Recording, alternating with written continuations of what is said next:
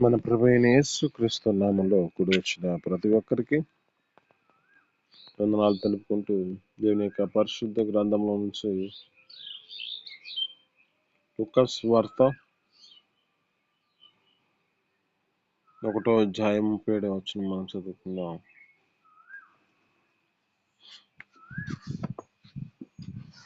లూకాసు వార్త 1వ అధ్యాయం 37వ వచనం.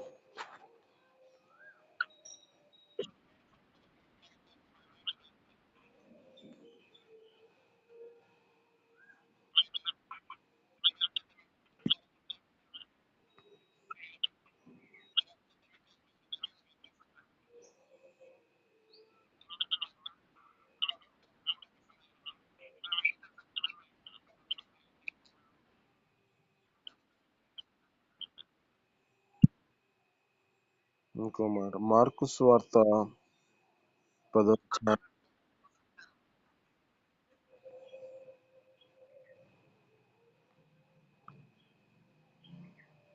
లూకాసు వార్త 37 కన్నా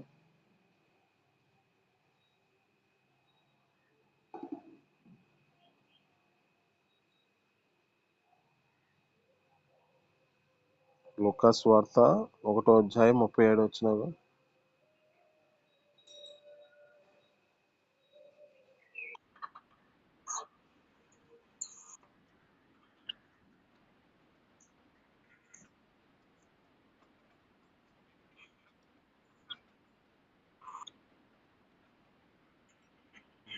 ఓకే, ఈ లేఖనాలు బట్టి జ్ఞాపకం చేసుకుంటే కొన్ని మనుషుల యొక్క జీవితాలలో అసాధ్యమైన స్థితిలో ఉంటున్న దేవుడు తన యొక్క స్థితిని బట్టి మనకి ప్రతిదీ సాధ్యపరచగలిగిన దేవుడై ఉన్నాడు. అందుకే లేఖనాలు అంటాడు, దేవుని వల్ల సమస్తము సాధ్యము, ఇవి మనుషుల వల్ల అసాధ్యమైనవే కానీ దేవుడు సమస్తము సాధ్యపరచగలిగిన దేవుడు అంటాడు. ఈ విషయంలో మనం కొన్ని విషయాలు మనం గుర్తు చేసుకుందాం. అబ్రహాము మృతతుల్యమైనప్పుడు, వృద్ధాప్యంలో వచ్చినప్పుడు తన యొక్క స్థితిని బట్టి లేఖనాలు చదువుతూ ఉంటే అతడికి 100 ఏళ్ళు వయసు వచ్చినప్పుడు తన యొక్క స్థితిని బట్టి దేవుడు ఒక గొప్ప అద్భుతాన్ని చేసినట్లుగా కనబడుతుంది. ఆయనతో మాట్లాడినప్పుడు నీకు గర్భఫలం అంటే నీకు సంతానం నీకు ఇలా అనుగ్రహించబడుతుంది అని చెబుతున్న మాటకి శారా నవ్వుతుంది అంట. ఇక్కడ అంటాడు, శారా నవనేల, యెహోవాకి అసాధ్యమైనది ఏమైనా ఉన్నదా అంటాడు.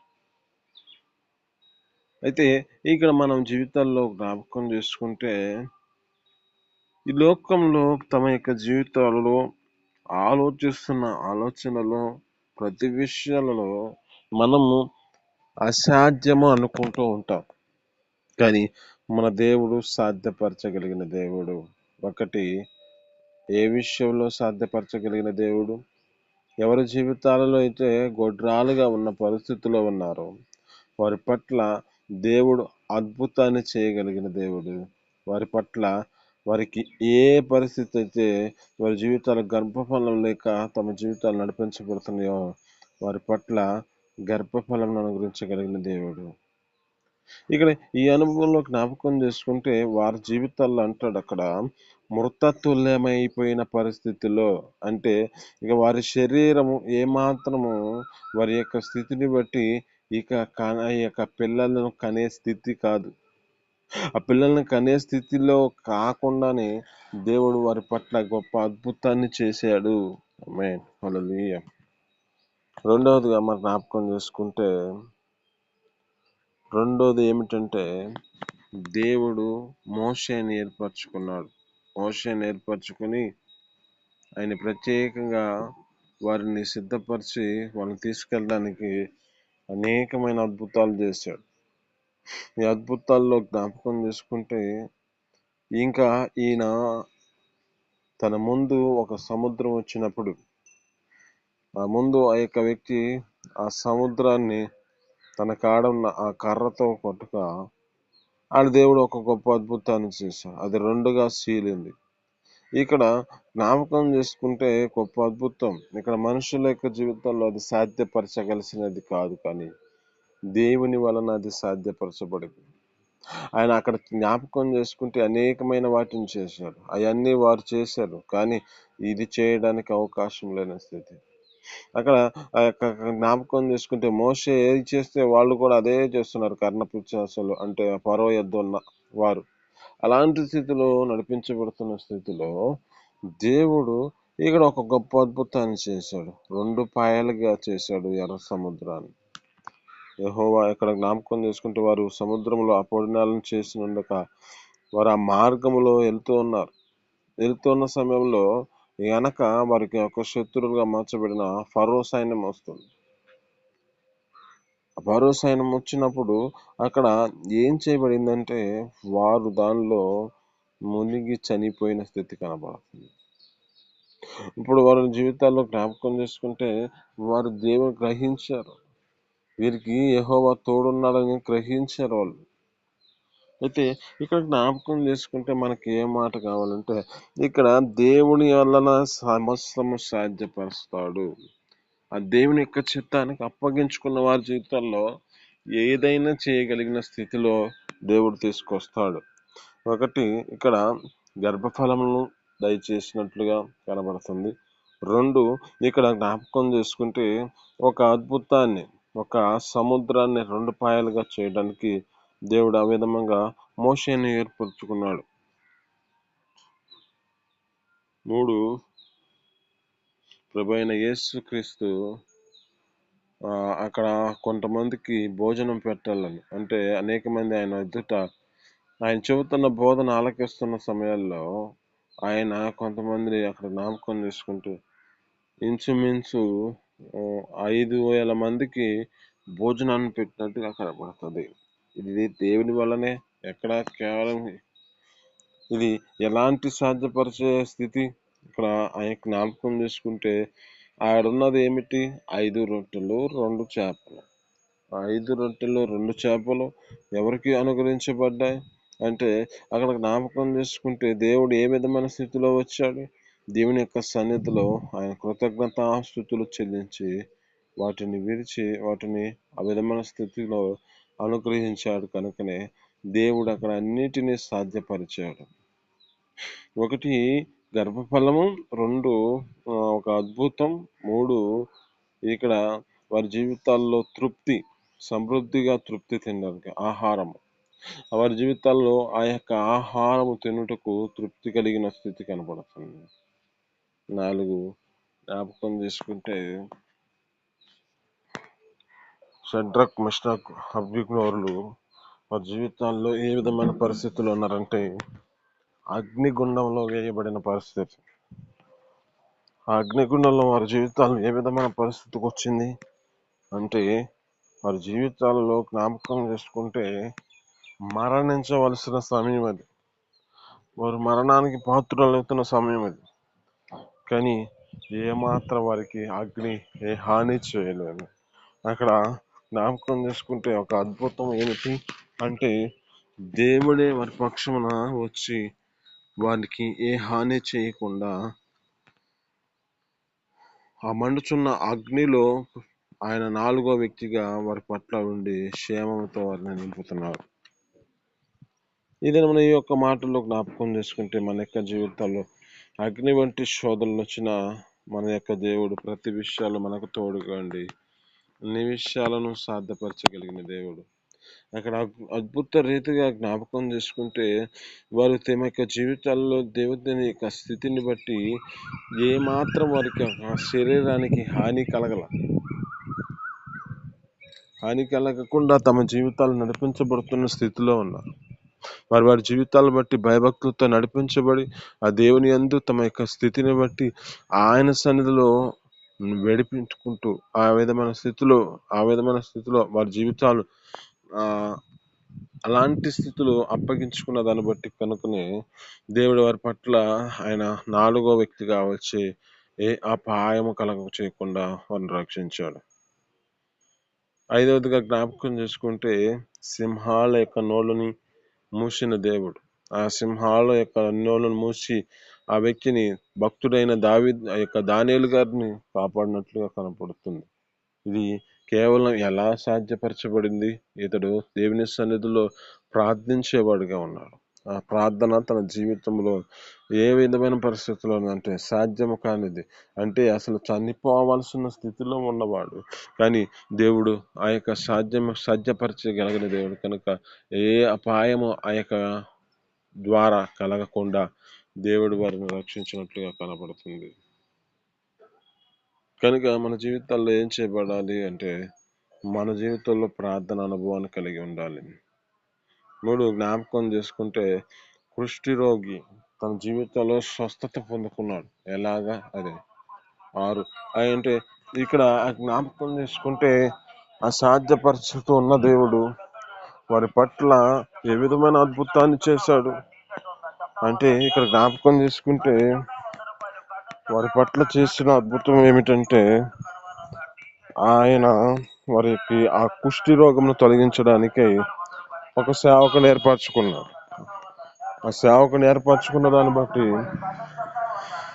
ఆ సేవకుడు వారి పట్ల చదువుతున్న మాట ఏమిటంటే, నువ్వు ప్రాంతానికి వెళ్ళి 7 మార్లు మునుగు అంటున్నావు. అంటే దానిలో మునిగితే సాధ్యపరచబడేది ఏంటి అని అతను అనుకుంటున్న పరిస్థితి.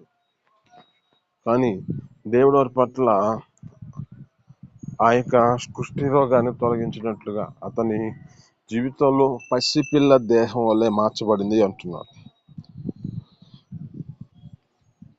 ఇది మనం మనతో మాట్లాడుతున్న మాటను బట్టి ఇక్కడ ఏం కావాలి అంటే ఒక విశ్వాసము కలిగి ఉండి నడిపించబడిన వారిగా మార్చబడాలి. ఆయన అనుకుంటున్నాడు మన ప్రాంతాల్లో ఇలాంటి నదుల్లోవా అని చెప్పి అంటున్న సమయంలో ఒక వ్యక్తి ఆ యొక్క సైనికుడు చూస్తున్నాడు. ఒక వ్యక్తి వారి దగ్గర ఉన్న వ్యక్తి, అయ్యా ఆయన ఏం చదువుతున్నాడు? శుద్ధుడు కమ్మని చదువుతున్నాడు. స్నానం చేసి శుద్ధుడు కమ్మంటున్నాడు. ఆయన చెబుతుంది అదే కదా, ఇంకా ఏదైనా చెబితే నువ్వు చేస్తావు కదా అని చెప్తున్నప్పుడు అతడు ధైర్యంతో ముందుకు కొనసాగించబడి చెప్పిన మాట ప్రకారం ఆ యొక్క నదిలో ఆ యొక్క వ్యక్తి మునిగి లేచి ఉండగా 7 మార్లు మునగగా పసిపిల్ల దేహం వల్ల మార్చబడింది అంటున్నాడు. ఇక్కడ ఏం కావాలంటే ఒక విశ్వాసం దేవుని ఎదుట నడిపించబడుతుంటే స్వస్థత కలిగించబడుతుంది. 7వదిగా జ్ఞాపకం చేసుకుంటే ఇది ఇంకా గొప్ప అద్భుతం ఏమిటంటే మృతులలో నుండి ఒక వ్యక్తిని లేపాడు. ఆ యొక్క వ్యక్తి లాజర్. ఇక్కడ మృతులలో నుంచి లేపటం ఆశ్చర్యం, ఒక అద్భుతం. అంటే సాధ్యం కానిది, ఇది సాధ్యము కానిది దేవుడు సాధ్యపరచగలిగిన దేవుడు కనుక అక్కడ ఆ వ్యక్తిని లేపిన దాన్ని బట్టి జ్ఞాపకం చేసుకుంటే గొప్ప అద్భుతం జరిగించబడింది. అక్కడ అంటుంది లేఖనాలు చదువుతున్న మాటలు బట్టి ఇతను చూడటానికంట అనేక మంది ముందుగానే వచ్చారంట. ఒక ప్రాంతంలో దేవుని యొక్క స్వార్థం ప్రకటించే సమయంలో అంటే ఇతడు ఏ విధమైన స్థితిలో లేచాడు, ఇతడు ఈ విధమైన మృతుల నుంచి ఎలా లేపబడ్డాడు అని వారు ఆశ్చర్యపోతున్నారు. ఒక సమాధిలో పెట్టిన వాడు 3 దినాలు ఆ ప్రదేశంలో ఉన్నవాడిని దేవుడు అద్భుత రీతిగా లేపినట్లుగా కనపడుతుంది. అయితే ఇక్కడ జ్ఞాపకం చేసుకుంటే మన జీవితాల్లో ఏం నమ్మాలి అంటే మరణించిన స్థితిలో కూడా దేవుడు అద్భుతమైన స్థితిలో మృతుల నుంచి లేపగలిగిన శక్తి మన దేవునికి ఉన్నదని మనం గ్రహించాలి. కనుక మన జీవితాల్లో జ్ఞాపకం చేసుకుంటే మనుషులకు అసాధ్యమే, కానీ మన దేవునికి సమస్తము సాధ్యము. ఆ దేవుని ఎదుట మన జీవితాలను అలాంటి స్థితిలోనికి అప్పగించుకునే స్థితిలోకి రావాలి. అటు కృప మన జీవితాల్లో దేవుడు అనుగ్రహించి మనల్ని ఆ నిత్య జీవార్థమైన పరలోక రాజ్యానికి వారసులుగా చేయబడినట్లుగా మనం ప్రతి విషయాల్లో దేవుని సన్నిధిలో ఒక విశ్వాసంతో నీతితోనూ దేవుని పట్ల మన జీవితాల్లో కొనసాగించబడుతూ నడిపించబడదుము గాక. ఈ మాటలు మీ ఎన్నికలో దీవించి ఫలించును గాక. చిన్ని ప్రార్థన. పరిశుద్ధుడా జీవాధిపతి ఆశ్చర్యకరుడా మహోన్నతుడానికి స్తోత్రాలు తండ్రి. దేవా జ్ఞాపకం చేసుకోండి అయ్యా మీ లేఖనాలు చెప్పినట్లుగా నా తండ్రి అయ్యా అవిశ్వాసం చేత నింపబడిన వారి జీవితాల్లో అయ్యా నా తండ్రి శ్వాసము నింపగలిగిన దేవుడి కనుక డాబంలో నా తండ్రి వారి పట్ల గర్భఫలం అనుగ్రహించావు. అయ్యా సముద్రాన్ని 2 రుచులు అయ్యా నా తండ్రి 2 పాయలుగా చీల్చావు. అయ్యా నా తండ్రి 5 రొట్టెలు 2 చేపలని అనేక మంది 5,000 మందికి పైగా మీరే నా తండ్రి వాటిని నికిలిచ్చారు నా తండ్రి.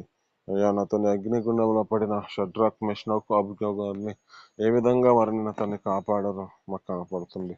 అయ్యా నా తండ్రి నీ సన్నిధిలో సింహాల గృహంలో పడిన వారిని అయ్యా నా తండ్రి దానియేలు మీరు కాపాడినట్లుగా కనబడుతుంది.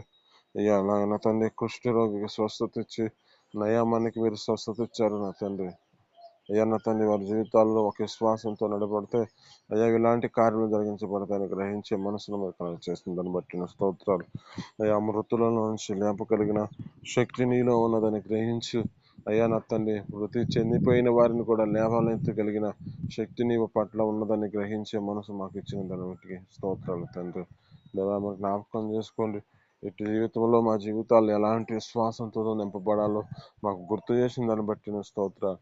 ఈ లోకంలో అన్నిటినీ అసాధ్యపరిచే పరిస్థితి ఉన్నది కానీ మీరు నా తండ్రి ఈ లోకంలో ప్రతిదీ సమస్తము సాధ్యపరచగలిగిన దేవుడు మీరని నేను గ్రహించే మనసును మాకు ఇచ్చిన తర్వాత మీకే వందనాలు స్తోత్రాలు చెల్లిస్తూ అయ్యా నా తండ్రి మీ కృప చూపించి నిత్య జీవార్థమైన పరలోక రాజ్యానికి మేము వారసులుగా చేయబడటకు ఈ శ్వాసంతో మేము ముందుకు కొనసాగించబడే కృపను మాకు దయచేయమని నీకే మహిమ ఘనత ప్రభావాలు తెచ్చుకోమని యేసు పరిశుద్ధ నామమున అడిగి పొందుకొని జీవిస్తున్నాను తండ్రి.